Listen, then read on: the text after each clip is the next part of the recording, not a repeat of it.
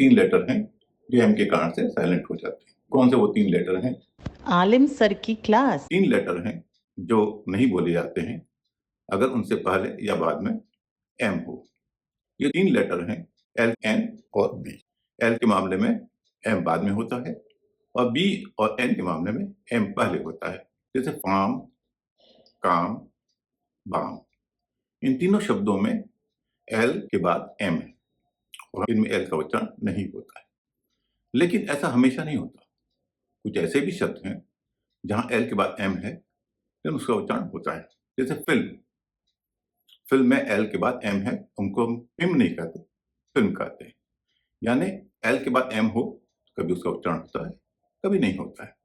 N और B ये 2 letter हैं जिनसे पहले एम हो तो उनका उच्चारण नहीं होता है। नियम यह है कि किसी शब्द के अंत में अगर एम और बी हो तो उस स्थिति में बी का उच्चारण नहीं होता है। जैसे BOMB, बॉम्ब, उसका उच्चारण बॉम्ब नहीं होगा।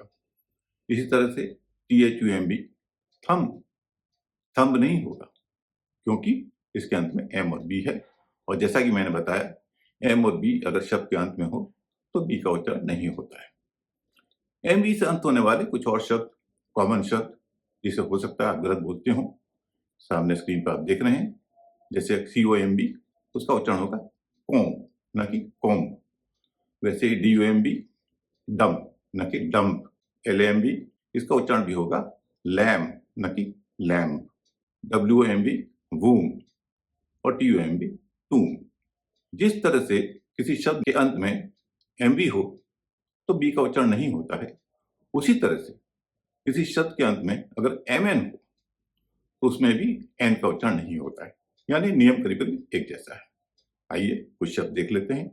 Autumn, solemn, column, condemn, hymn. लेकिन एक चीज का ख्याल रखना, MN अगर शब्द के अंत में हो तभी एन का उच्चारण नहीं होगा। अगर एम और एन शब्द के बीच में है, जैसे एमनेस्टी, इसमें एन का उच्चारण हो रहा है। ऐसा ही एक और शब्द है एमनीजिया। एमनीजिया मतलब याददाश्त खो देना। एमनीजिया में भी एम के बाद एन है, एन के बाद ई है और उसका उच्चारण हो रहा है। तो नियम यह हुआ कि किसी शब्द में अगर अंत में एम एन हो तो एन का उच्चारण नहीं होगा, लेकिन अगर बीच में है एन का उच्चारण होगा। अंग्रेजी शब्दों के उच्चारण के बारे में आपको और जानना हो तो पढ़ें आलिम सर की इंग्लिश क्लास। किताब के अलावा ये क्लासें वेबसाइट पर भी उपलब्ध है। विजिट करें alimsarkiclass.com।